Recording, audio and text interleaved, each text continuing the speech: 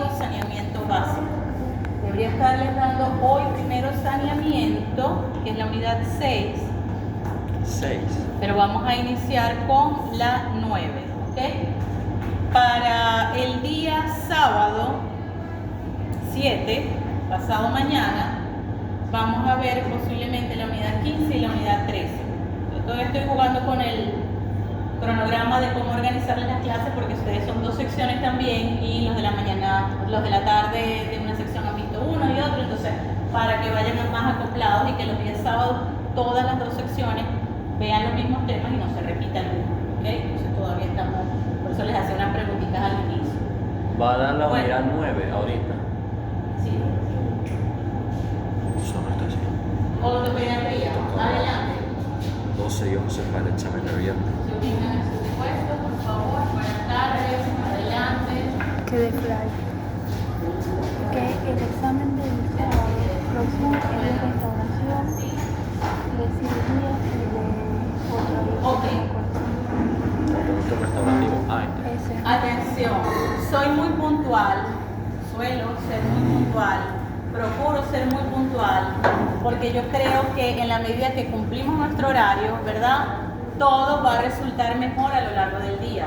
Sí. Entonces, si arrancamos nuestra clase a las 2:30, ya nosotros a las 4 debemos estar terminando, podemos incluso aclarar cualquier duda, inquietud antes de ir, pero no perdemos tiempo. Así que a partir de este momento las clases inician a las 2:30, ¿ok?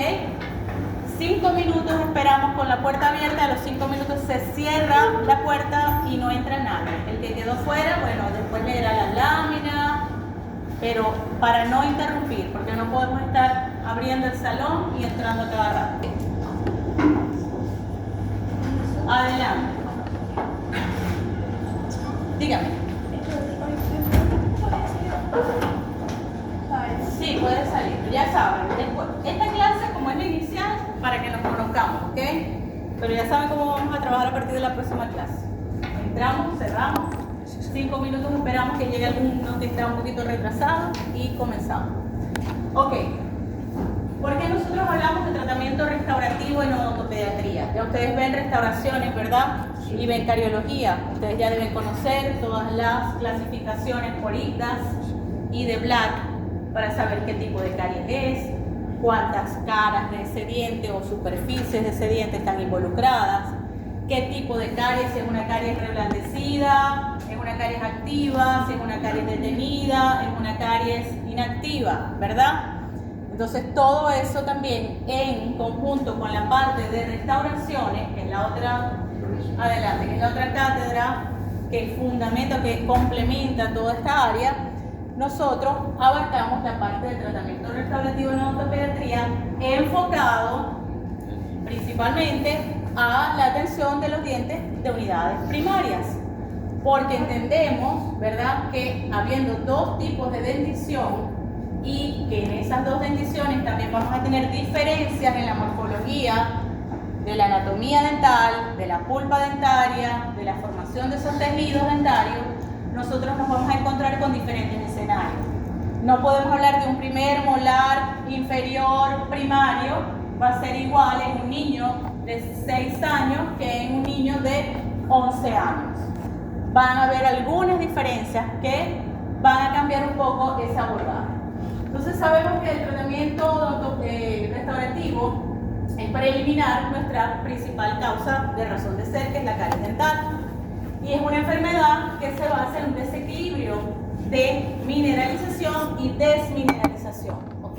Ya eso lo conocen. Saben que el proceso de desmineralización comienza por acción de los ácidos, las bacterias que están presentes en nuestra boca y comienzan a desintegrar esos tejidos duros para ir penetrando y formándose la caries dental. Cuando ese desequilibrio, ¿verdad? Porque igualmente el diente reacciona. El diente ante la injuria, como todo nuestro cuerpo humano que es maravilloso, reacciona a las injurias y dice, bueno, algo me está atacando, pero yo me defiendo. ¿Cómo me defiendo? Formando dentina reparativa, haciendo que mi pulpa se retraiga un poco, ¿verdad? Para protegerme de esa injuria de la caries.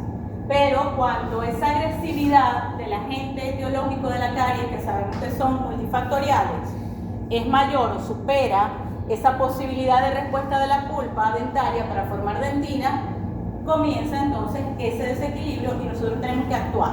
¿Ok? Siguiente. Entonces, lo que les hablaba, esas diferencias anatómicas en cuanto a la cámara pulpar, esos cuernos pulpares, esa extensión de la pulpa, esa mineralización del esmalte en dentición primaria, mineralización del esmalte en dentición permanente, ápices abiertos en dentición permanente, dientes jóvenes, ápices ya en proceso de cierre en dientes ya un poco más maduros, nos va a nosotros a dirigir ese tratamiento y abordaje que vamos a hacer en esos dientes. Siguiente. Ok, ¿cuáles son los objetivos? Restaurar y reparar los daños causados por esa enfermedad que es la caries dental. A ti te estoy tapando, ¿no? Ok.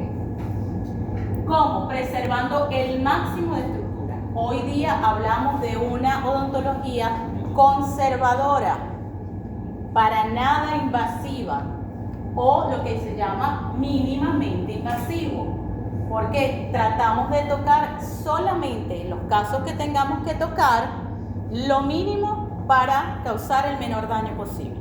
¿Ok? Son conceptos que han cambiado a lo largo del tiempo. Los que me precedieron a mí como odontólogos hacían extensión por prevención en las cavidades. En mi momento se restauraba hasta donde veíamos caries, manchitas, oscuritos, ahí quitábamos. Y ahora ustedes solamente en algunos casos, y ahí es donde deben desarrollar su criterio clínico, ustedes van a saber o determinar si tienen que cavitar esa lesión que ustedes ven allí o no, dejarla tranquila y atenderla con otro tipo de tratamiento. La vitalidad pulpar debe ser mantenida siempre que sea posible, y es por esto que la odontología cada vez es más mínimamente invasiva. ¿Seguimos? Estas directrices que se les están dando están tomadas de la Academia Americana de Odontopediatría, ¿ok? Ustedes pueden acceder a ellas a través directamente de la página. Es muy sencillo, ustedes colocan AAPD, ya me imagino que el doctor Roberto en algún momento se los mencionó, ¿no? Bueno, ustedes pueden entrar a esa página y a partir de allí ustedes pueden descargar todas las políticas. Ellos hacen revisión cada 2 años de toda la data, de todos los protocolos de atención en odontopediatría. Esta es la Biblia de nosotros, los odontopediatras. Todo lo buscamos allí. Es nuestro libro gordo de PT. Allí vemos cuáles son las nuevas tendencias, qué se ha cambiado, qué se mantiene y cómo nosotros podemos entonces estar actualizados día a día con los tratamientos. ¿Seguimos? Ok. ¿Cómo vamos a hacer esto? ¿En base a qué bases conceptuales nosotros vamos a hacer nuestro tratamiento restaurativo? Primeramente, el interrogatorio al paciente o al padre de ese paciente, al representante, al cuidador. Preguntar: ¿qué sientes? ¿Cómo lo sientes? ¿Desde cuándo lo sientes? ¿Te duele así? ¿Te duele así? ¿Te duele cuando te toco? ¿Te duele cuando comes? ¿No te duele? ¿Te duele cuando tomas algo frío? ¿Molesta el aire? ¿No molesta? Todo eso nosotros tenemos que registrarlo y ser insistentes y estar siempre encima del paciente preguntando, porque el niño se confunde en esas preguntas, pero suele ser muy sincero. Entonces lo que tenemos que saber es cómo preguntar. No podemos preguntar como si estuviéramos hablando con un adulto. Igual no podemos preguntarle a ese adulto que lo cuida como si estuviéramos hablando con un odontólogo, ¿verdad que no? Tenemos que adaptar nuestro lenguaje en base a la necesidad que tiene. El examen radiográfico es fundamental, pero no es el determinante. Y se los digo porque cuando llegan a la clínica, lo primero es que muestran la panorámica. Aquí tiene esto y ponen ya el tratamiento. No, la radiografía es auxiliar, es un complemento fabuloso que nos da una gran información de lo que puede estar pasando allí. Pero lo esencial es la anamnesis, la clínica de ese paciente, y todo lo que nos refiere al paciente y todo lo que nosotros observamos todo lo que nosotros exploramos, más la radiografía, nos van a ir dando el diagnóstico o la orientación diagnóstica o lo que se llama diagnósticos presuntivos. ¿Ok? Tenemos que tomar en cuenta el desarrollo de la dentición. Como les dije, si estamos con un niño, dependiendo de su edad, dependiendo de la dentición que está presentando, vamos a adaptar diferentes tratamientos para su abordaje. Evaluación de esa higiene oral. Si ese paciente vemos que tiene unas caries activas, 1, 2 caries activas, pero vemos que hay una buena higiene, algo nos llama la atención, ¿verdad que sí? El compromiso de los padres, fundamental, porque nosotros podemos hacer el mejor plan de tratamiento para nuestro paciente pediátrico, pero si los padres no lo llevan a las citas, si los padres no continúan los consejos que nosotros damos en clínica y no los hacen en casa, nosotros no vamos a lograr éxito con nuestro tratamiento. Y no va a ser por falla de nosotros, pero nosotros tenemos que ir educando a ese papá para que entienda la necesidad de que es un trabajo en equipo, ¿ok? Y por supuesto la cooperación del paciente, pero en este caso, cuando el paciente ya tiene cierta autonomía, un adolescente, ¿ok? Que ya es un muchacho que entiende la necesidad de cuidarse sus dientes. Pero un niño pequeño no lo entiende aún. Puede comprenderlo, pero no lo va a hacer. Y si lo hace con la mejor intención que lo haga, puede estar cometiendo fallas. Seguimos. De esta forma, el tratamiento restaurador, cuando está indicado, no se debe restringir el abordaje únicamente a las secuelas de la enfermedad. Por eso hablamos también de mínimamente invasivo, porque nosotros con lo que hagamos o limitemos a hacer, nosotros estamos evitando que la enfermedad avance, ¿ok? Debe estar asociado al control de los factores etiológicos determinantes y modificadores del proceso, el seguimiento de esos factores de riesgo y el uso de los métodos preventivos. Ustedes dirán, ¿hasta cuándo nosotros vamos a estar diciendo a los pacientes que tienen que cepillarse los dientes? Toda la vida. Toda la vida tienen que repetir la misma canción al paciente. Tiene que cepillarse 3 veces al día. El cepillado en horas de la noche es fundamental. Por favor, los que están con el teléfono grabando, ok. Pero los que están viendo otras cosas, lo guardan. Siguiente. Gracias. Ok. ¿Cómo vamos a hacer el manejo actual de la caries dental? ¿Cómo vamos a manejarlo? Identificación del riesgo de progresión de la caries en ese individuo. Identificar eso. Cómo es la higiene de ese paciente, cómo es la colaboración de sus padres, cómo es la colaboración de ese paciente adolescente. Si vemos que son caries activas, muy activas, y que lo recibimos hoy y dentro de 15 días vemos caries nuevas, estamos viendo un proceso muy agresivo. Si por el contrario vemos una progresión lenta que se detiene ante nuestra acción, ya entendemos que es un proceso más fácil. El manejo con los servicios preventivos apropiados, complementados por terapia restaurativa cuando esté indicada. ¿Cuáles son los beneficios de este tipo de terapia? Mantener la vitalidad del diente, ya lo comentamos, mantener siempre esa pulpa viva, eliminar la cavitación o los defectos para eliminar las áreas que son susceptibles a caries. Lo que les decía anteriormente, nosotros hablamos de caries incipientes, y esas caries incipientes las cavitábamos, por re o por fa, pero las teníamos que cavitar. Bachillera y hay una carie, usted tiene que quitarla y fresa con eso. Hoy día no están así. Prevenir esa propagación de desinfección en la pulpa y prevenir el desplazamiento de los dientes debido a la ausencia. ¿Qué pasa cuando hacemos exodoncias tempranas de dientes temporales? ¿Qué pasa? ¿Qué sucede? Dilo tú, ¿qué pasa? ¿Cómo lo ocupan los otros dientes el espacio? Se desplazan, se inclinan, ¿verdad? Y cierran el canal de erupción del diente permanente. Entonces, eso también es algo que nosotros vamos a prevenir aquí. La reducción de la longevidad de los dientes al hacerla más susceptible a la fractura. Lógicamente, si nosotros cavitamos una caries, ¿verdad? Una pieza dentaria, y cavitamos, estamos debilitando el tejido. Y si debilitamos el tejido, bueno, podemos utilizar materiales muy buenos, pero ese tejido dentario es más susceptible a fracturarse, a romperse. Lesiones recurrentes, exposición de la pulpa durante la cavitación y futuras complicaciones pulpares o daño iatrogénico a los dientes adyacentes. ¿Por qué? Yo estoy cavitando el primer molar primario, inferior derecho, y estoy haciendo mi cavidad muy bien, pero de repente la fresa se me va y toco el 5, que está posterior. Entonces ahí estoy ocasionando ya una iatrogenia, ¿okay? Recuerden que la iatrogenia es considerada igualmente falla por parte del operador, aun cuando sea involuntaria, aun cuando nosotros hayamos hecho nuestro mejor esfuerzo por hacer un buen tratamiento, pero hacemos algo que no debió pasar, igual es nuestra responsabilidad. No hablamos de culpa, pero es nuestra responsabilidad. ¿Seguimos? Entonces, ¿qué es lo que debemos hacer? Priorizar la detección temprana de las lesiones cariosas. Siguiente. Siguiente. Ok.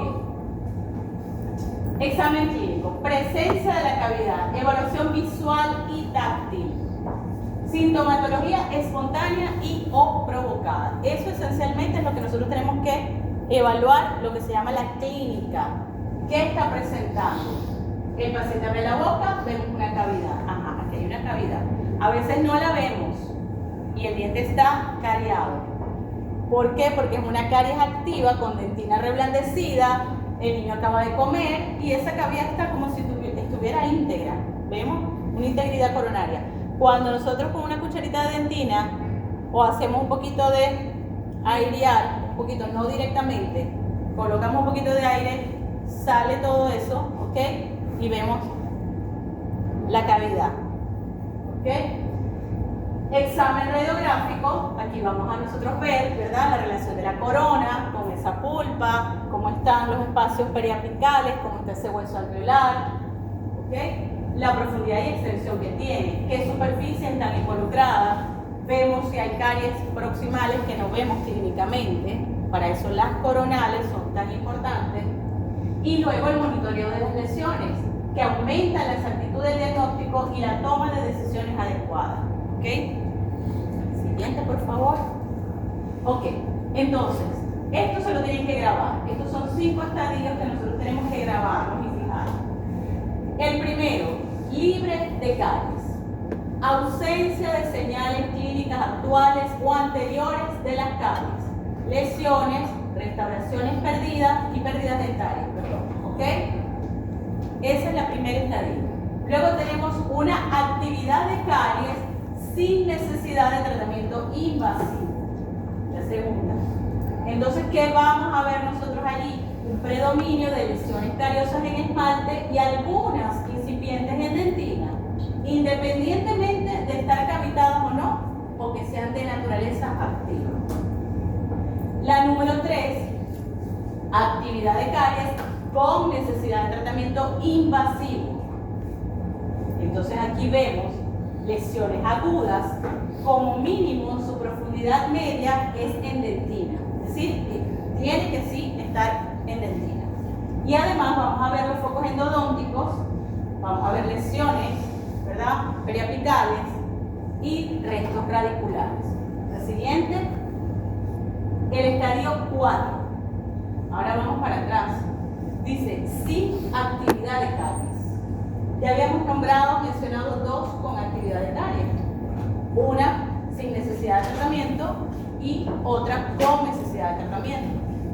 Ahora decimos sin actividad de caries, pero con necesidad de tratamiento invasivo por razones funcionales y o estéticas. ¿Cuál pudiera ser ese escenario? Pensamos un poquito. ¿Ah? Una ruptura de la corona. ¿Cómo se llama eso? Fractura. Una fractura coronaria. ¿Ok? ¿Cuándo es qué? Un desgaste también. Cuando hay amalgama.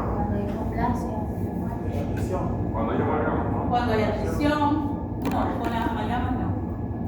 Bueno, si es por cuestiones estéticas, Exacto, se por pudiera, por eso sí que- pudiera cubrir, sí, cierto. Predominantemente lesiones cariosas cavitadas que están inactivas. Y eso, cuando tenemos un paciente con una fractura coronaria o un niño pequeño que haya tenido un traumatismo del cual generalmente los padres no recuerdan, pero llegan a la consulta porque ven que el diente se le está poniendo oscuro. Doctora, lo traigo porque el niño tiene 4 años, 5 años. Este dientico se le ha ido poniendo oscuro, lo tiene negrito, y el otro también. Mamá, se dio un golpe, ¿recuerdas alguna caída? No. Fueron traumatismos que tuvo el niño, nadie lo reportó, nadie se dio cuenta, y hubo una muerte culpable. Entonces, por razones estéticas, en un niño pequeño no genera problema desde la parte estética, pero en un niño de 6, 7 años, 8 años que tenga de repente un recambio un poquito más tardío, sí, porque en el colegio le va a decir, porque tú tienes ese diente negro, y eso en el niño psicológicamente le va a afectar. Entonces ya entendemos cuál es el número 4. Y el 5, que es el último, sin actividad de caries, sin necesidad de tratamiento invasivo. Predominantemente lesiones cariosas en esmalte y algunas incipientes en dentina, independientemente de estar cavitadas o no, de naturaleza inactiva. ¿Quién me puede decir cuáles son las características de una caries inactiva? ¿Ah? Oscuro. ¿Qué más? Brillante. Brillante. ¿Qué más? Liso, ¿verdad? Superficie lisa. ¿Y de una caries activa? Opaca. ¿Qué más? Pero levanten la mano porque es rugosa. Se retiene. Se retiene, ¿verdad? La dentina sale. Mientras vamos sacando y sacando, vamos sacando dentina, ¿verdad? Ok, seguimos entonces. ¿Quedaron claros estos 5 estadios? Ok. Estos 5 estadios son los que nosotros tenemos que entender al momento que estamos viendo a nuestro paciente. Unidad dentaria por unidad dentaria. Aquí necesito esto, aquí necesito esto. No diagnostico, no hago plan de tratamiento, pero sí sé qué es lo que está pasando allí. ¿Okay? Una vez que yo sé lo que está pasando allí, es que yo comienzo a hacer mi planificación, mi diagnóstico y mi planificación. Ok, ¿seguimos? Ok, entonces ya haciendo como un resumen, debemos preservar al máximo la estructura dentaria, remover al mínimo el tejido cariado, especialmente en las lesiones profundas de dentina. Lo que yo les decía, cuando yo estudié, hasta que ese profesor no veía que esa cavidad estaba blanca, blanca, blanca, sin cero manchas ni cambio de color, no podíamos dejar de cavitar. Hoy día se puede dejar tejido con cambios de color, ¿okay? Esa dentina que es corácea, que es oscura, la podemos dejar, la debemos dejar. Sobre todo en los casos de hipoplasias, amelogénesis, dentinogénesis imperfecta, aplicamos los mismos principios, porque esta siempre es una pregunta. Cuando vemos esos esmaltes manchados, con motas, con decoloraciones, entonces, ¿qué hacemos aquí? Profesores, ay, aquí, ¿qué hacemos? Pero miren que las manchas, que los padres, pero es que tienen esas manchitas, sobre todo si son jovencitas, ¿verdad? Si son niñas, más aún a los padres les preocupa eso. Considerar siempre las diferentes morfologías dentarias. Recordemos, dientes jóvenes, pulpas amplias, grandes. Dientes adultos mayores, pulpas retraídas, ¿verdad? Entonces, esa anatomía pulpar, que también debemos conocer de cada grupo dentario, dónde está el cuerno pulpar mesial, dónde está el cuerno pulpar distal, cuántos milímetros puede ser que me falta porque estoy observando en la radiografía y hacer un cálculo hasta dónde voy a profundizar. Las diferencias en la mineralización de anatomía pulpar y el ciclo biológico del diente deciduo y su permanencia en boca. Tengo un diente, un niño de 8 años, con un incisivo lateral, que al tomar la radiografía veo que ya tiene 2/3 de rizálisis. Le voy a hacer una restauración, que a la palpación tiene movilidad fisiológica, que tiene un apiñamiento.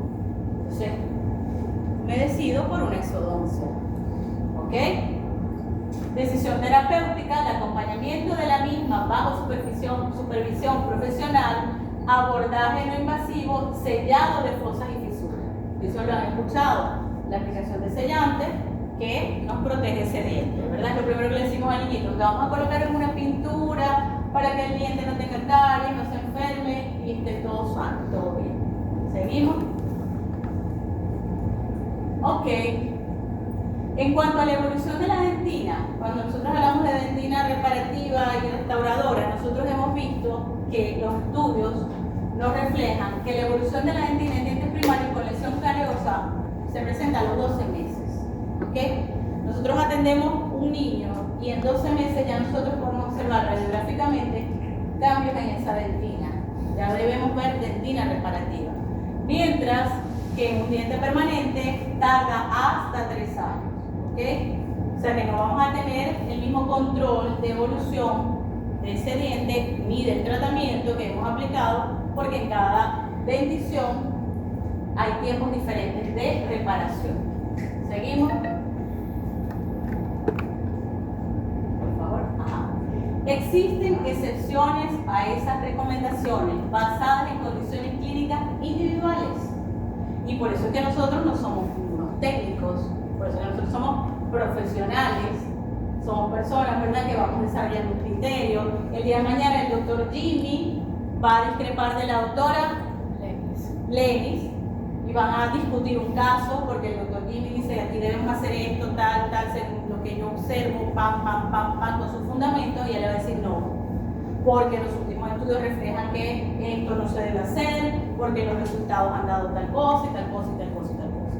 Pero entonces vamos desarrollando, ¿verdad?, un criterio clínico cada uno de nosotros. No quiere decir que el doctor Jimmy esté equivocado o que la doctora Lenis tenga la razón, pero cada uno de nosotros, ¿verdad?, según las características individuales de cada paciente, nosotros vamos a ir adaptando los conocimientos que hemos reunido en estos años de estudio. Entonces, por ejemplo, las coronas de acero inoxidable son recomendadas para dientes tratados endodonticamente con destrucción coronaria extensa. Entre tanto, la reconstrucción de estos dientes con materiales adhesivos también puede ser una alternativa. Hoy día contamos con maravillosos materiales adhesivos, con materiales de restauración fabulosos que nos ofrecen unas ventajas que no teníamos hasta hace 2 años, 3, 5 años atrás. También en dientes con exfoliación programada antes de 2 años, en cavidades conservadoras o oclusas proximales, el cemento de ionómero de vidrio modificado por resina podría ser indicado como un material restaurador definitivo. Sin embargo, cuando estaba montando esta lámina, a los pocos días, un estudiante, compañero de ustedes, pero de la mañana, me hizo el comentario, o fue inicial, no recuerdo. Me hizo un comentario y me dice, doctora, ya el Teracal no se está usando. ¿Cómo que ya no se está usando? No, doctora, ya no se está usando. Porque resulta que el Teracal tiene resina y entonces cuando pone la resina no funciona. Entonces dije, vamos a buscar, vamos a indagar qué está pasando. Porque esto es muy rápido, esto es muy acelerado. Lo de los materiales dentales es de un avance de un día para otro. Entonces, ¿qué conseguí? Que efectivamente el Teracal, que es hidróxido de calcio, ¿verdad?, modificado con resina, es un excelente material que nos ofrece unas maravillosas ventajas. Que hasta el día de hoy, los estudios que se están realizando en dientes, en personas a los que se les está aplicando, no dan ni una cosa ni la otra. ¿Okay? Todavía no es concluyente. Y yo pienso que en la odontología muy pocas cosas han sido concluyentes, porque cada individuo presenta una respuesta diferente en sus tejidos. Entonces, de repente lo que nos va a funcionar para un paciente no nos va a funcionar para otro. ¿Okay? Seguimos. Entonces, bueno, aquí algunos de los materiales que estamos utilizando, lo que son adhesivos, los convencionales autocondicionantes, el etching, ¿ok? Ojo, cuando estén en clínica nunca hablen de ácido frente a los niños. Vamos a poner el ácido, porque el niño va a brincar de esa silla y va a decir, pero bueno, ¿y qué me van a poner a mí en mi boca? ¿Cómo se le ocurre que me van a poner ácido? Una vez un niñito escuchó vidrio y dijo, ¿me van a poner vidrio en el diente? ¿Ok? Eso corta, fue lo primero que dijo, eso corta. Entonces tenemos que el lenguaje modificarlo para que ellos no tengan esos sustos, ¿ok? Seguimos. En cuanto al vidrio ionométrico, ¿ok? Aquí hablamos del contacto frecuente e intenso con flúor, el control del biofilm, el acompañamiento del profesional. Señores, el paciente es de ustedes toda la vida, por toda la vida. No es que ustedes ya terminaron de hacer su colpotomía, me quedó bella, saqué 20, ya terminé, me olvidé del paciente porque ahora tengo que empezar las prótesis en cuarto año. No, ese paciente, mantengan el contacto con su paciente, llamen a los padres, hablen con el niño. ¿Cómo están tus dientes? ¿Te estás cepillando? Mira, ¿y cómo sientes que la coronita que te coloqué está bonita? ¿Todavía la tienes? Mantengan ese contacto. Eso es lo que va a marcar la diferencia de ustedes como profesionales, no la cantidad de tratamientos que hagan.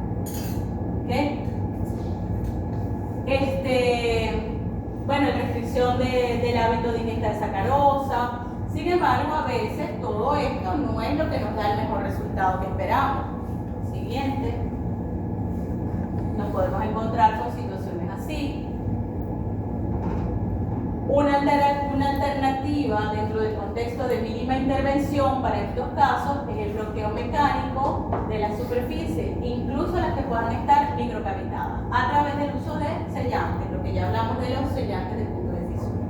Hoy día tenemos una gama inmensa de flúor dental, no el de gel que ya conocemos comúnmente. Tenemos algunos que se activan inmediatamente con el contacto húmedo de la boca y permanecen mayor tiempo en la superficie del diente. Forma incluso como una pasta, parece como si el niño tuviera más placa bacteriana, más material, ¿va? A veces dicen, pero me quedaron sucios los dientes, pero es la permanencia de ese flúor allí que se está liberando con mayor eficacia que otra presentación. ¿Seguimos? Bueno, el aislamiento del campo operatorio, esto lo van a ver a más profundidad en endodoncia, ¿ok? Los sellantes, para ser efectivos, deben mantenerse retenidos al esmalte y ser monitoreados con frecuencia. Lo mismo, puedo colocar los sellantes, me quedan muy bien, pero a la semana se le cae 1, 2, o al mes se le volvieron a caer, entonces ya yo necesito nuevamente colocar otra vez ese sellante allí para lograr el efecto de protección de esa unidad dentaria. Seguimos. Bueno, ya cuando la progresión de esa caries, ¿verdad?, está muy avanzada, entonces allí nosotros hacemos la intervención invasiva. Aquí cuando venimos con nuestras presas, piedras, la turbina y pasamos a cavitar esa lesión. Cuando se trata de una lesión restricta, es decir, que solo está en esmalte, no hay una indicación de preparación mecánica. Y esto ustedes van a tener muchas discrepancias cuando estén en CIAM o incluso en CIA, pero más que todo en CIAM. Habrá docentes que le van a decir, eso es caries y tienen que quitarlo. Y habrá otros que dicen, ni se te ocurra tocar ese molar, no le vas a hacer nada, solamente vas a colocar esto y vas a poner aquello y vas a hacer las cosas. ¿Perdón? Bueno, eso es cuando son cavidades de caries activas que eliminamos con cucharita. Estamos hablando aquí cuando es mínimo, cuando vemos esos surcos pigmentados, cuando vemos esas pequeñas manchas, sobre todo en las superficies oclusales de los dientes o en las superficies libres también, y vemos como unos cambios de coloración y decimos, aquí está iniciando una caries. No todas las manchas se consideran caries, pero les tengo que poner en cuenta que esa línea es muy difusa entre un docente y otro. Seguimos. ¿Qué es el smear layer? Es la capa de barro dentinario. Es esa pasta que se forma de restos de dentina, sangre, saliva, la limadura del instrumental. Cuando nosotros pasamos esa fresa, esa piedra, forma esa pasta. La vemos macroscópicamente, pero a veces es muy poca y no la logramos ver. Esta es la entrada de los canalículos dentinarios, que aquí está tapada prácticamente por esa capa de smear layer. Para nosotros poder lograr adhesión, y lo han visto, me imagino, en restauración, nosotros tenemos que haber eliminado esta capa de smear layer o de barro dentinario. para nosotros poder lograr esa capa híbrida. Recuerden ese concepto, la capa híbrida, que cuando se elimina el Esmer layer, ¿verdad? El sistema adhesivo impregna esa dentina y produce la reacción del colágeno que está en esos canalículos dentinarios, y es cuando nosotros vamos a lograr la adhesión. ¿Qué necesitamos para eso? Aislamiento del campo, ¿verdad? Porque lo que vemos macroscópicamente no lo podemos verificar al 100% microscópicamente. Seguimos. Las propiedades de los vidrios ionoméricos. ¿Por qué hablamos tanto en odontopediatría de vidrios ionoméricos? Porque para nosotros es un material fabuloso. Y hablamos de vidrio ionomérico autocurado. ¿Por qué? Porque el vidrio ionomérico autocurado es un vidrio que libera flúor, que se recarga de flúor, que sigue liberando flúor. Mientras que el vidrio ionomérico fotocurado no nos ofrece esa ventaja. Ya salió al mercado uno que sí tiene esa capacidad, pero al país que yo sepa todavía no ha llegado. Es de una casa comercial que no es Coltel, pero es un nombre parecido. Leí el artículo, pero todavía aquí no he escuchado que ya lo estén vendiendo. Así que mientras tanto, vidrio ionomérico autocurado. ¿Perdón? No. Entonces, las propiedades ya sabemos. Unión química al esmalte y a la dentina. Él se pega muy bien tanto al esmalte como a la dentina. Tiene muy buena adhesión. Tiene una expansión térmica similar a la de la estructura dentinaria. ¿Okay? Es muy biocompatible. Se recarga y libera iones de flúor y es de menor sensibilidad a la humedad cuando es comparado con la resina. Nosotros podemos trabajar en un medio un poco más húmedo con el vidrio ionomérico con más tranquilidad que si trabajamos con resina. Cuando estamos con la resina, sí tenemos que estar con ese medio libre completamente de humedad. Seguimos. Los vidrios ionoméricos ahora también vienen modificados en resina, ¿okay? Y tienen mayor resistencia al desgaste cuando son comparados con los cementos ionoméricos convencionales. Son materiales restauradores muy apropiados para los dientes de zinc. Los estudios han demostrado que la liberación de flúor del vidrio ionomérico hasta de 5 años. O sea, miren la bondad que nos ofrece, que si tenemos un niño pequeño al que le hemos colocado restauraciones con vidrio ionomérico, lo vamos a estar protegiendo, ofreciéndole liberación de flúor por un periodo de hasta 5 años. ¿Ok? Seguimos. El tratamiento traumático restaurativo o ART, ¿okay? Muy cuestionado en su momento. Todavía hay algunos odontólogos y odontopediatras que no están muy convencidos de este tipo de tratamiento. Es un tratamiento que surge en África a razón de la imposibilidad de poder llevar salud bucal a espacios donde no se cuentan con unidades odontológicas. Entonces, ¿qué se le ocurre a este señor brillante? Es decir, bueno, vamos a hacer algo, eliminar la caries, ¿ok?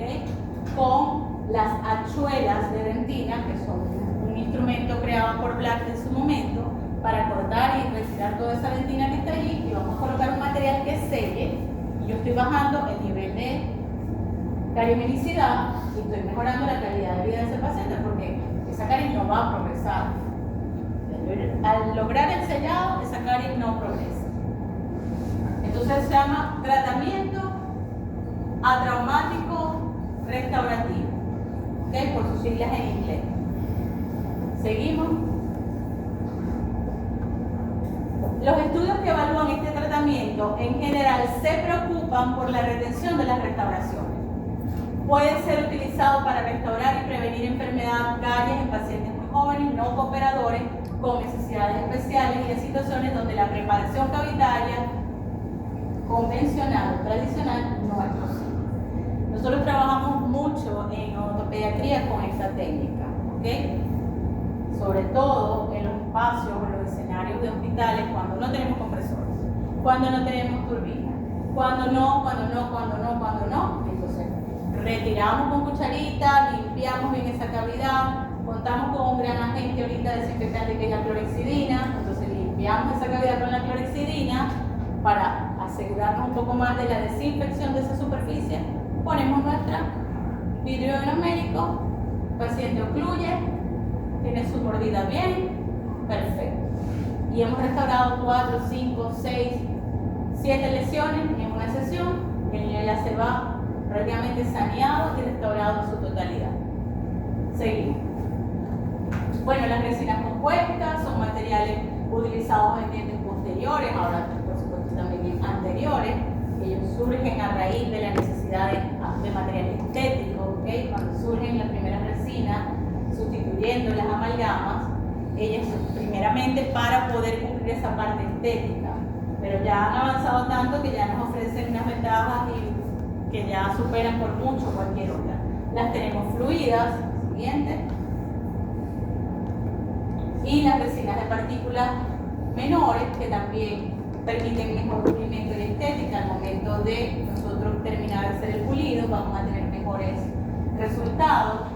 Las híbridas, ¿okay? Que combinan partículas grandes con partículas pequeñas, pues entonces nos ofrecen esas dos ventajas: resistencia a la compresión, aparte de eso la estética y el pulido. Entonces tenemos todo un arsenal en nuestras manos para poder hacer buenos tratamientos de buena calidad y que queden bien, que queden bonitos y que queden bien, que sean funcionales, que duren en el tiempo. Siempre utilizamos nuestro aislamiento absoluto. El CIAM debe trabajar con aislamiento absoluto siempre, solo casos contados y excepciones que no vamos a poder colocar el aislamiento absoluto. ¿Seguimos? Eso es todo con este tema, ¿ok? Básicamente, ¿qué es lo que tenemos que nosotros aprender y tener claro? Esos 5 estadios de los cuales ya hablé. El uso de un material, el uso de otro material. Que esta resina es mejor porque es la no sé qué tal que salió de tal casa. El mejor material o el más caro no siempre va a ser el más adecuado para mi paciente. Por eso yo siempre les digo, miren, los vidrios numéricos autocurados, ténganlos. Ténganlos, no tienen que comprar el Fuji o el más caro, no. Los económicos, de $13, $15, de $8, funcionan muy bien y ofrecen las mismas bondades que uno costoso. Y es el que a ustedes les va a ofrecer mejor resistencia, mejor uso y manejo, ¿ok? Y van a tener el mismo resultado que si hacen una inversión por uno más costoso, ¿ok? Bueno, ¿claros aquí con este tema? Sí. ¿Les gustó? Sí. Ok, ¿seguimos con el otro? ¿Ah? ¿Seguimos con el otro? ¿Sí o no? Díganme. Porque tenemos que adelantar con las clases, ustedes están atrasados. El otro es rápido, es cirugía. Es cirugía, así que vámonos, porque no nos aburrimos con una sola temática. Ni nos quedamos en una sola temática. Por supuesto, cada odontopediatra también va desarrollando unas mayores destrezas en un área que otra. Hay quienes de repente se les da más la cirugía, hay quienes se les da más la parte endodóntica, hay quienes son más brillantes en el manejo psicológico del niño. En fin, hay para todo. Bueno, esta clase de cirugía en paciente pediátrico, por supuesto, cuando ustedes ven cirugía, ya muchas de las cosas aquí las van a haber escuchado. ¿Cuáles son nuestras indicaciones para exodoncia de dientes primarios?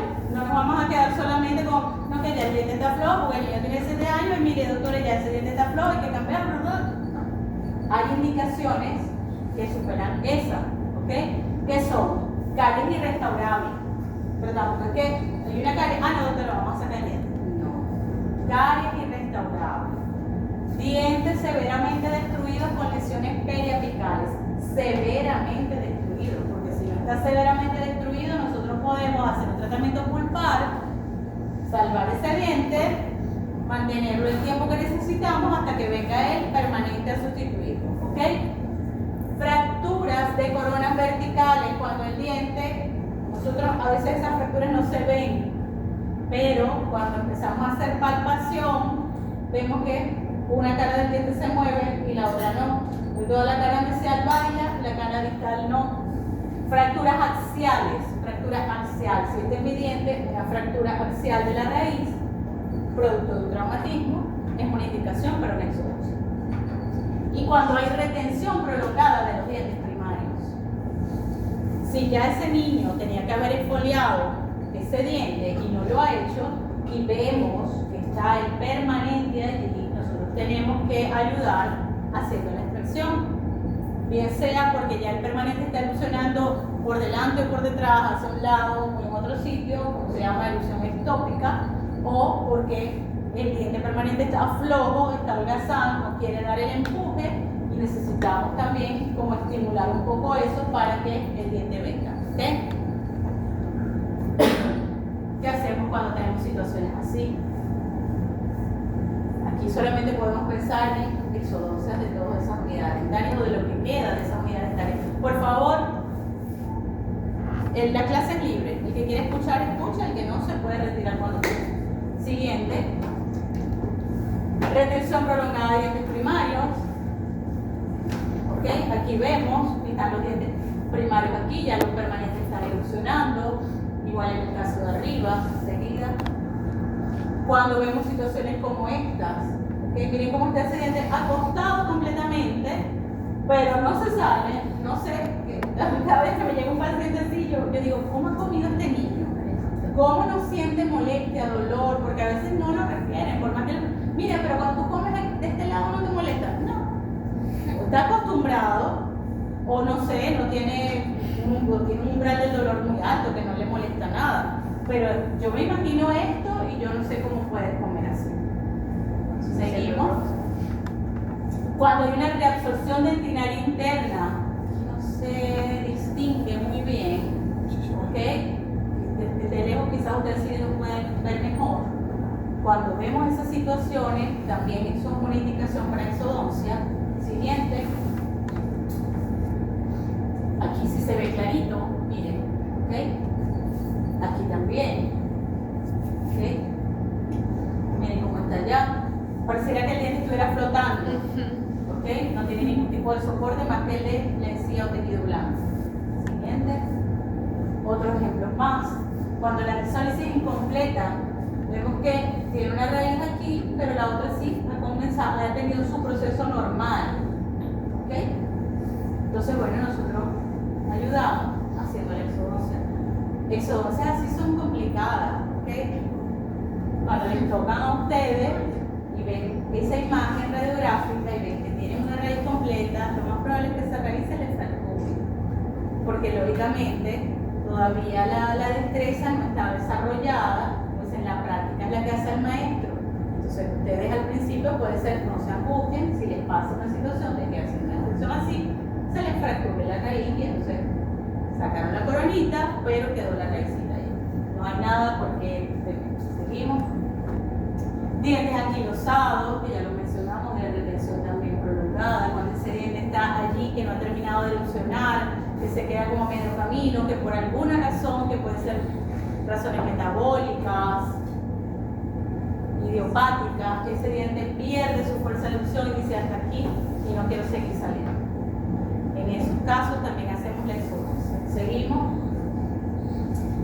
Los dientes de erupción temprana. Dientes de erupción temprana o dientes natales o dientes de neonatales, como se les llamaba anteriormente. Todavía en la literatura y muchos de sus profesores se van a referir a dientes de erupción temprana como dientes natales o dientes neonatales. Anteriormente se dividían de esas dos maneras, con esas dos denominaciones, porque uno aparecía desde el momento que el niño nacía, otros a los 27, 28 días hacían aparición. Entonces uno se llamaba neonatal y otro natal.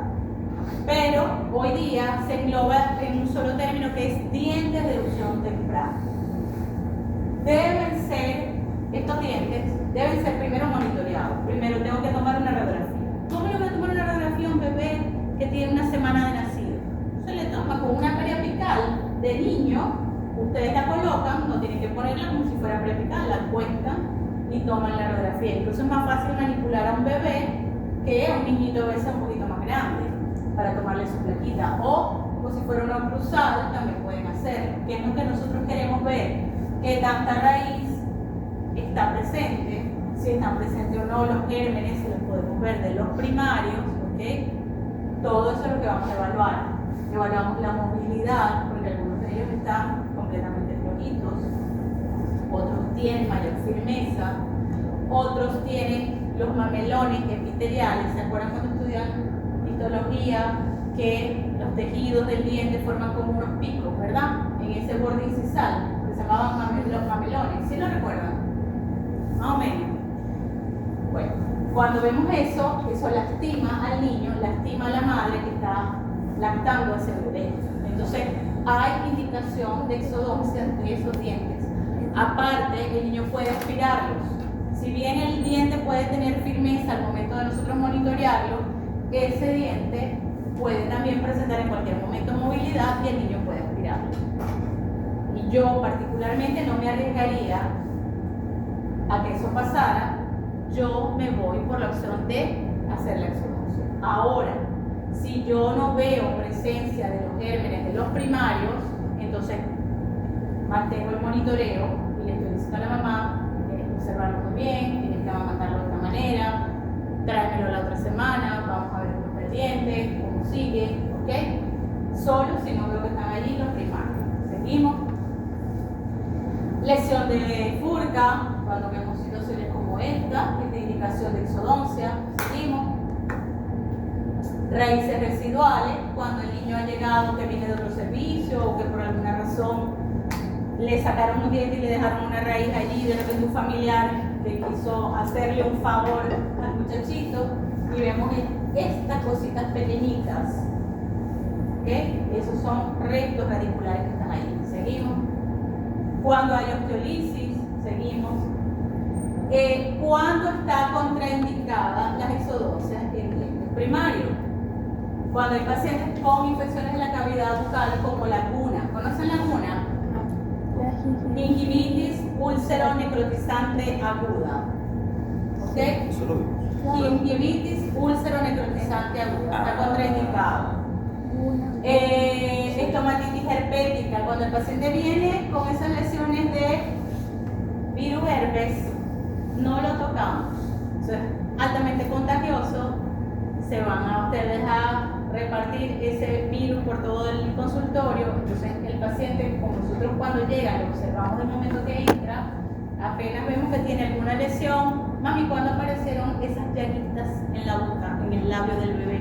No, que eso es, y le ponen cualquier nombre, que comió mango verde, que no sé qué, que eso, que si las arañitas, que si yo no sé qué cuánto, que el sapito, que hay miles de nombres. Estomatitis herpética, ¿ok? Entonces no lo vayan a tocar.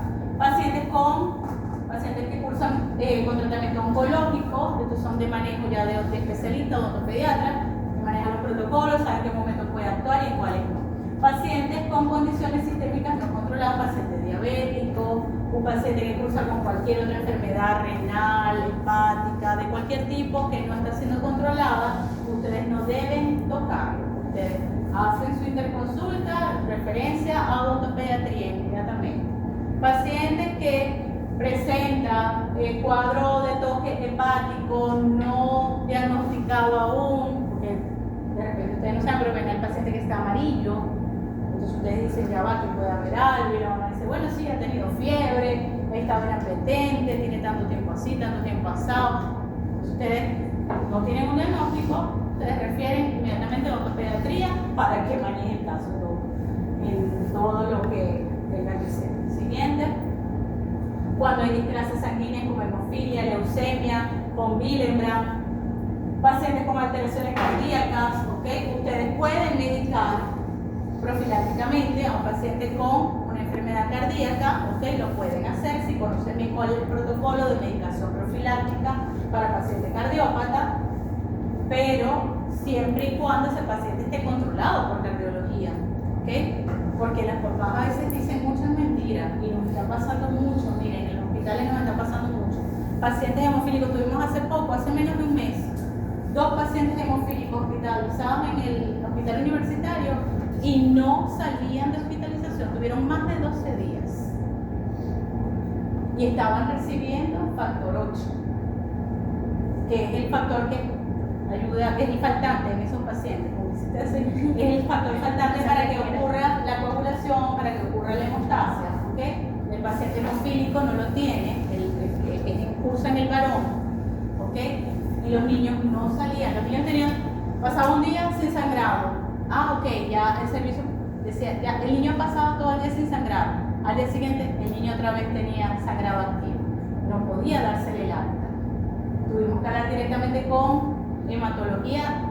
Hablamos con el jefe de servicio de hematología. Doctora, ¿qué está pasando? Mire, entonces no sabíamos si los residentes de hematología no estaban calculando bien la dosis del factor 8, si el personal personal de enfermería o XD no lo estaba aplicando como tenía que ser, o si el paciente había generado un inhibidor de ese factor 8, que también pasa.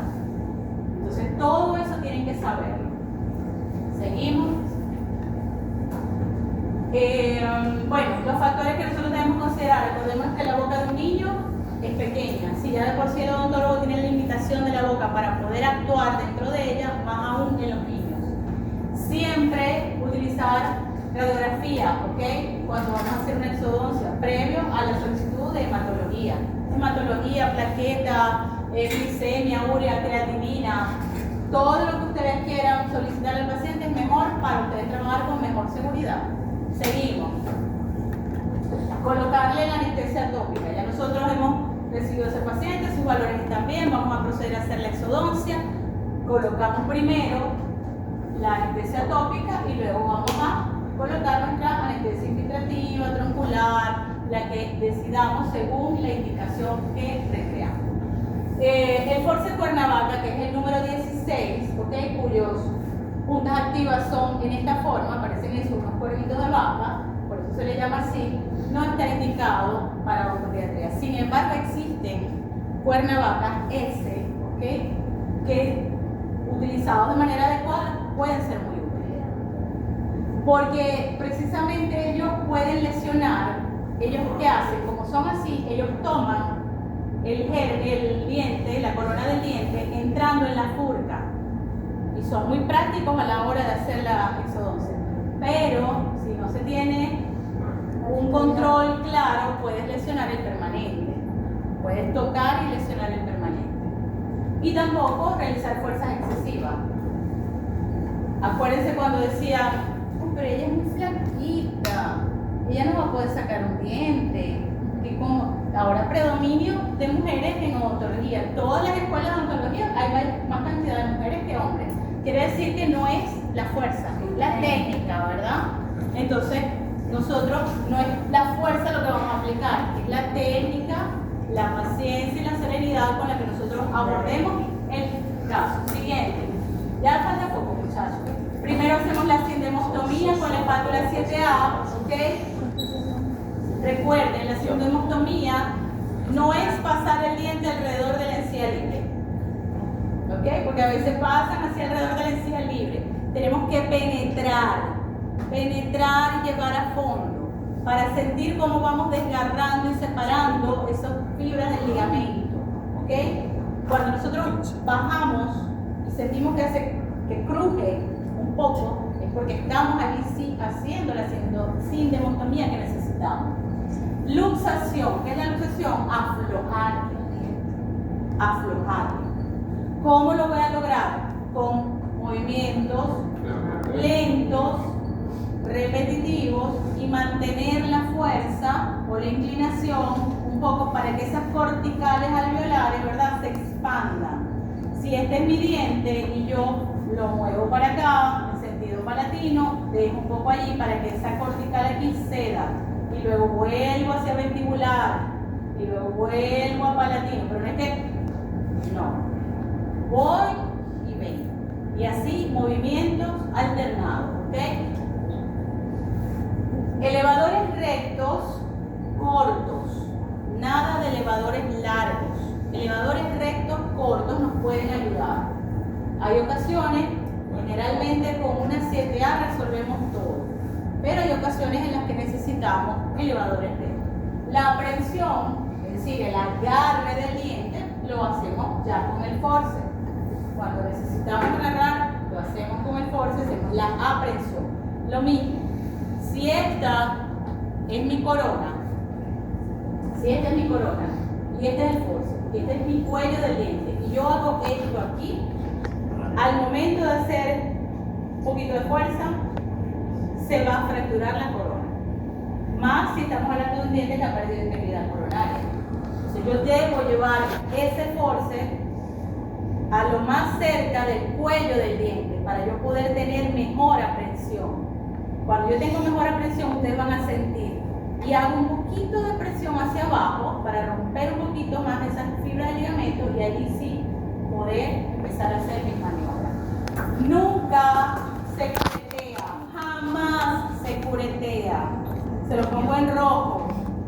porque en el examen mucho, bueno, de la mañana, sí está indicado curetear el alvéolo. No se curetea. Estamos hablando de dientes primarios. Primarios. Pues capaz y dicen, no, la doctora Don Pedro dice que no se curetea el alvéolo, lo dicen en cirugía cuando están sacando un premolar. ¿Y cómo quedo yo? Muy bonita para la foto. Entonces seguimos. Moldear solamente las tablas, colocar siempre gasa sobre la herida, ¿okay? Para hacer la hemostasia, contener esa hemostasia. Las indicaciones postoperatorias. ¿Qué le vamos a indicar a un paciente pediátrico de una exodoncia, de un ente primario que tiene una anisálisis completa? Solamente que coma helado, solamente que coma algo frío. No le vamos a indicar ni analgésico, ni antibiótico, ni que es del diclofenac, porque bueno, no, nada de eso. Señora, la gasa, 5 minuticos, eso en el caso de que todavía mientras nosotros estamos recogiendo y tal, vemos que todavía haya algún tipo de sangrado. Si ya nosotros vemos que no hay sangrado, que es lo que generalmente pasa, dime, hija. O sea, que a los niños no se les deja la gasa media hora. No, no es necesario, a menos que, por eso te digo, a menos que haya un sangrado mayor, porque sea una intervención un poco más invasiva, porque el tejido estaba más hiperémico, porque había una infección allí, entonces vemos mayor sangrado, ¿ok? Pero normalmente nosotros hacemos una exodoncia de un diente primario con resálisis, el sangrado es 2 minutos, a veces ni sangrado tenemos. ¿Te vas a mostrar? Con la misma gasa, con tópica y ya salió el diente, ¿ok? Pero si hemos manipulado con force, con la 7A, pues vamos a tener un poquito más de sangrado. Entonces colocamos la gasa, las indicaciones postoperatorias, ya saben lo que vamos a indicar. Si es el caso de que había trayectos fistulosos, abscesos, entonces en ese caso sí nosotros previamente tuvimos que haber medicado a ese paciente. Pero si el paciente llegó por emergencia, no había sido medicado, había que hacer la extracción en ese momento, medicamos con su antibiótico, porque estamos viendo que hay una infección presente allí. ¿Ok? Seguimos. Aquí está el procedimiento. Esto de colocar esta gasa aquí es muy práctico, porque les va a ayudar primero a tener mejor contraste, dominio de la lengua, y ustedes van a poder traccionar ese diente con mayor seguridad, que no va a irse a la garganta. Seguimos. Aquí están los tipos de force, siempre el 101 que es el universal, el 150S para los superiores, ¿ok? 150 para los superiores. La anatomía radicular es importante tomarla en cuenta, porque si es un canino, un diente anterior, nuestra raíz va a ser cónica y nosotros podemos hacer movimientos en el sentido de las agujas del reloj, ¿ok? No solamente hacia adelante y hacia atrás, sino también en el sentido de circular. Seguimos. Inicial hacia palatino, como les dije, luego hacia vestibular. ¿Okay? Miren la gráfica, miren dónde llega el force. El force no está colocado aquí ni aquí, está acá. Y por eso es la sindemostomía, para que nosotros podamos llegar allí. Seguimos. Anestesia, sindemostomía, luxación y abulsión. Cuando ya saco el diente. ¿Ok? Seguimos. Los molares primarios superiores, lo mismo, el 150S, el 101 universal. Recordemos la anatomía radicular, si en este caso es curva. Nosotros vemos la radiografía, vemos que esas raíces son así, ¿verdad? Que están abrazando el permanente. Entonces son muy divergentes.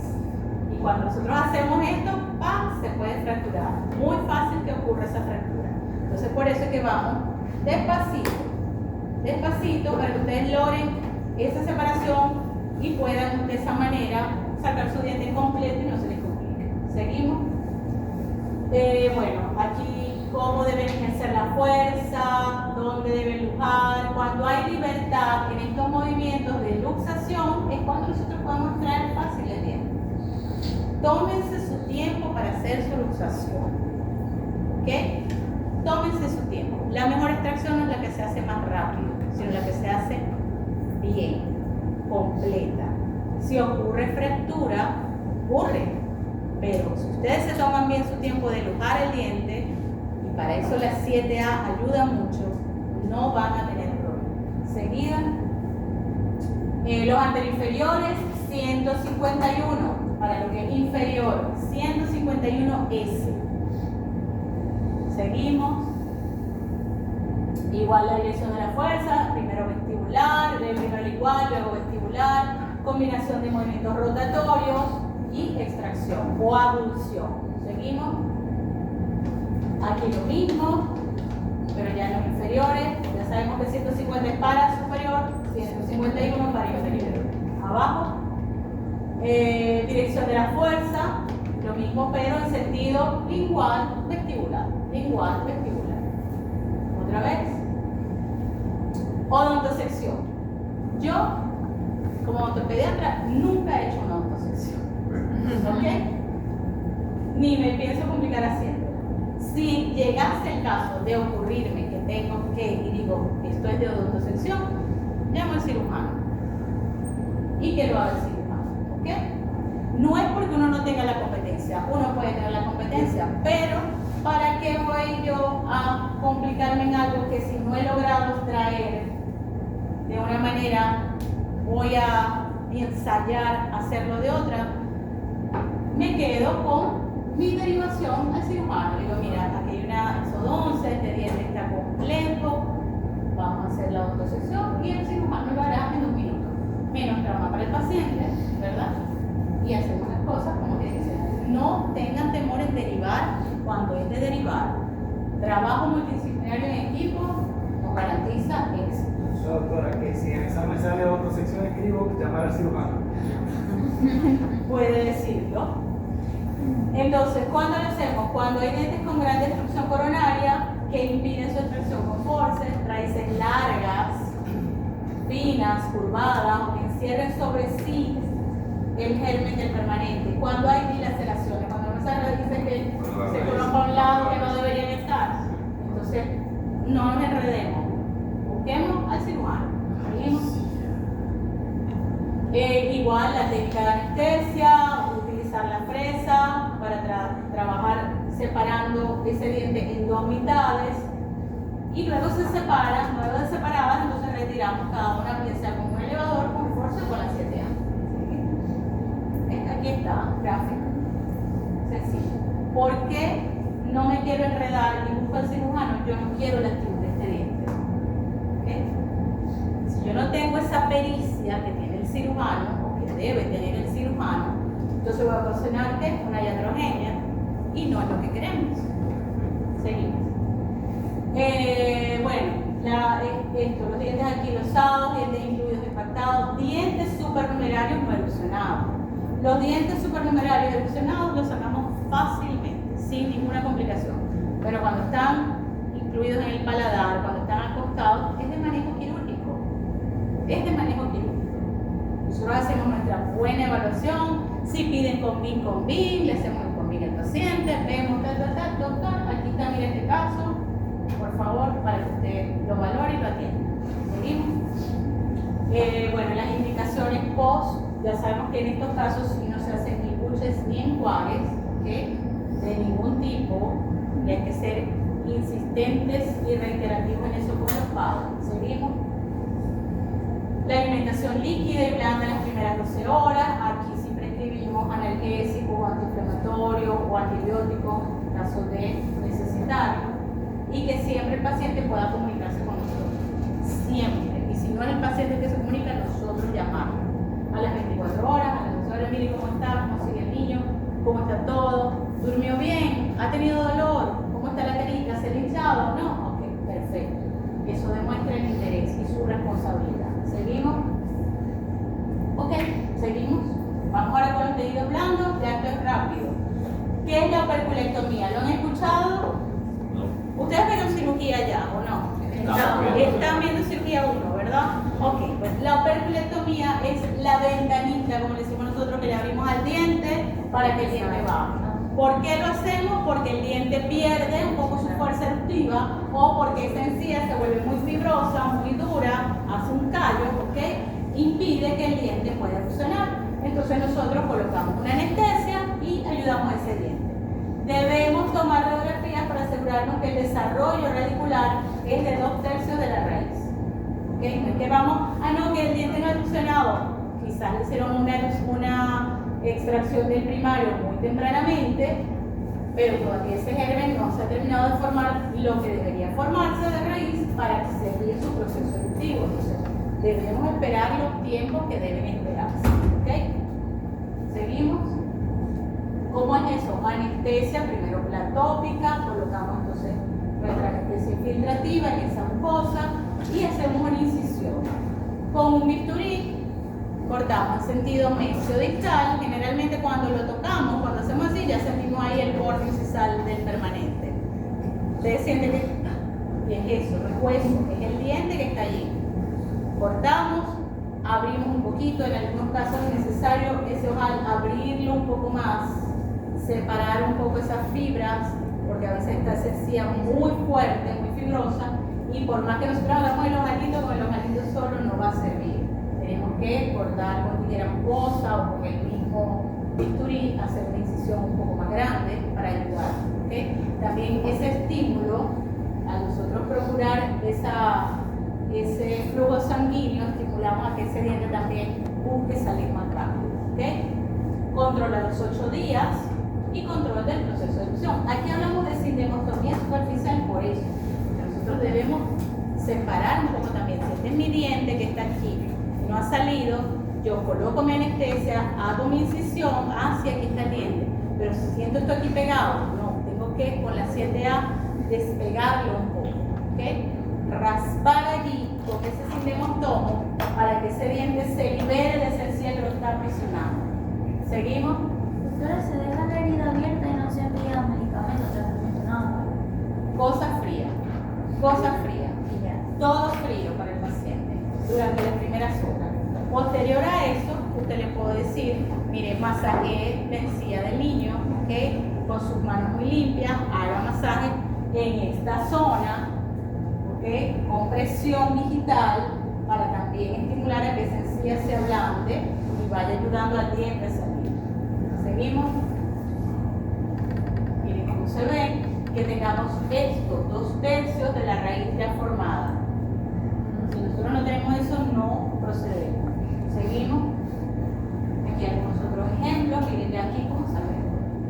¿Ve? Y así ya está a los 8 días. Seguimos.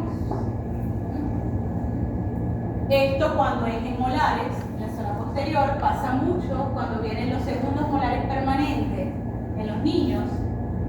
Se presenta mucho eso, el capuchón coronario. Entonces vemos esa cantidad de encía que está tapando la cara distal del molar. Muchas veces el niño viene porque me duele el masticar, me duele el morder o tiene ya eso ahí infectado. Entonces debemos con mayor prontitud recortar eso de inmediato, anestesiar y recortar eso. Destapar y limpiar. Ya veamos completamente la cara distal del molar. Miren cómo estaba y miren cómo queda. Siguiente.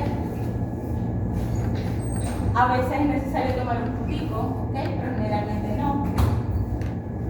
Siguiente. Las frenectomías. Este es otro tema un tanto controversial porque entre cirujanos, periodoncistas y odontopediatras a veces cuesta ponerse de acuerdo si al niño hay que hacerle la frenectomía, no hay que hacerle frenectomía, no, que con una frenotomía se resuelve, no, que no lo toques, no, que sí hay que hacerlo. ¿Ok? Siempre discutan el caso de ustedes como odontopediatras, porque el niño, el paciente es suyo, ¿ok? Es su paciente, usted debe acondicionar o darle a ese padre la mejor orientación posible en cuanto a los problemas que presenta. El niño en etapas tempranas va a tener dificultad al hablar. El niño en etapas tempranas va a tener el frenillo corto. ¿Ok? Pero no quiere decir que eso ya es indicación en niños tan pequeños para hacer ese corte del frenillo. ¿Ok? Entonces, lo vemos a veces que forma un diastema, cuando dificulta la erupción de los centrales, ya los permanentes, ¿okay? Ya que estamos hablando de niños más grandes, porque estamos hablando de la labial, que es este frenillo que tenemos acá, estamos hablando todavía del lingual.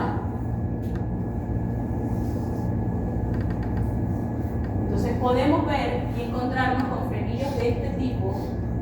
Miren la inserción, miren la forma delta que forma ese frenillo. Allí está indicado, ¿verdad? frenotomía. ¿Qué es una frenotomía a diferencia de una frenectomía? La frenotomía es más conservadora.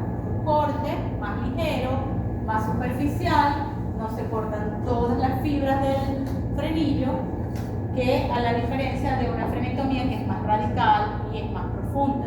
¿Okay? Normalmente con una frenotomía podemos resolver situaciones como esta, pero ya en estos casos así sí tenemos que ser un poquito más invasivos y cortar un poquito más. ¿Okay? Es un procedimiento sencillo, muchachos. Eso se realiza, no es nada cruento, hay muy poco sangrado, el niño colabora, los padres colaboran y no es un tema de... es sencillo y lo puedes realizar, ¿ok? Sin ningún problema. ¿Sí? Igual se coloca la anestesia, colocamos 2 pinzas hemostáticas, ¿ok?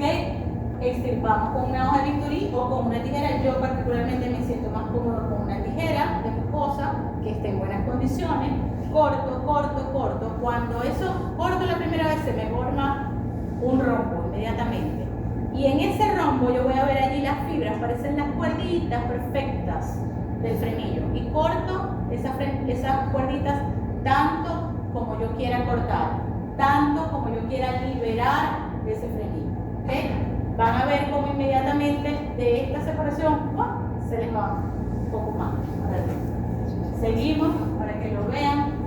La hemostasia, la sutura, colocación. Bueno, esto anteriormente se utilizaba un cemento que se llamaba cemento periodontal, que era como para colocarlo en esos sitios y hacer como una contención física del tejido, pero ya eso no se utiliza. Y los puntos se retiraban a la semana en el caso de no ser reabsorbible. Fíjense, aquí están las pinzas, ¿ok? Los 2 cris se colocan en la base superior e inferior de ese frenillo. Una vez que hemos hecho eso, cortamos, ¿ok? Cortamos, pasa la otra. Miren cómo se ve perfecto. Eso es lo que nosotros queremos eliminar. Y eso es lo que eliminamos. ¿Ok? Y allí está la sutura. Anestesia, corte. Miren cómo hemos logrado aquí una muy buena isquemia, ¿okay? Con una buena técnica de anestesia, el uso del bisturí o con un corte continuo. Un caso un poco más radical, miren hasta dónde tuvo que llegar el corte hacia arriba del labio, ¿ok? Suturamos y estamos listos. Seguimos. El caso de la lingual, básicamente lo mismo, cuando tenemos una lengua anquilosada, una lengua que no tiene los movimientos que debe tener, que debe llegar al paladar, que debe poder el niño emitir los fonemas nane, nino, nu, rara, lilo, ru, lale, lilo, lu. Cuando nosotros ya tenemos indicaciones de foniatras, de terapistas de lenguaje, cuando ya vemos que eso, que el niño es grande y habla todavía, como decimos nosotros, mocho, que habla mal, entonces nosotros debemos ya en sí intervenir y cortar ese frenillo. Tampoco es complejo, es un poquito más de cuidado que la labial, porque tenemos piso de boca. ¿Okay? Ahí tenemos que muchas glándulas, muchas arterias, muchas venitas, pero no es complicado. Miren, este frenillo, lo fibroso que se ve, nada más el color ya me está diciendo las fibras cuán fuertes son. Seguimos. Esto es típico cuando se forma el corazón en la punta de la lengua, esa forma de lengua en punta que es de corazón, cuando el niño saca la lengua y el frenillo jala tanto que hace que las dos partes de la lengua se intruyan. Y por supuesto, indicaban los casos en los que la alimentación también está imposibilitada cuando son anquiloglosias muy fuertes, que el niño no puede succionar adecuadamente. Igual, hacemos la anestesia en piso de boca, ¿okay? Debemos anteriormente colocar también un punto de anestesia en el borde anterior de la nariz, de la lengua, para poder nosotros con un hilo de sutura levantar la lengua y poder tener visual de ese frenillo. Seguimos con la otra. Y ninguna de estas se ve todavía aquí. Pasa la otra, ¿ves? Esta es la que yo quería ver. Aquí. Fíjense el manejo. Nosotros levantamos de esta manera la lengua. Podemos ver perfectamente todo el piso de boca. Anestesiamos. Colocamos también las dos pinzas y cortamos. Sencillo. Siguiente. Miren las fibras como se ven al momento que están cortando. Miren cuánto se puede abrir. ¿Okay? Esta también fue bastante radical. Seguimos. Los frenillos laterales, que también los observamos, se puede realizar exactamente lo mismo. ¿Okay? Seguimos. Siguiente. Eso es todo. ¿Okay? Entonces, nosotros en odontopediatría abarcamos estos tratamientos. ¿Okay? Pueden realizarlos sin ningún temor. Lógicamente, el primero no se vayan a lanzar ustedes a hacerlo solos. Ay, no, entonces siempre trabajen guiados por alguien que haya realizado el procedimiento previamente. ¿Okay?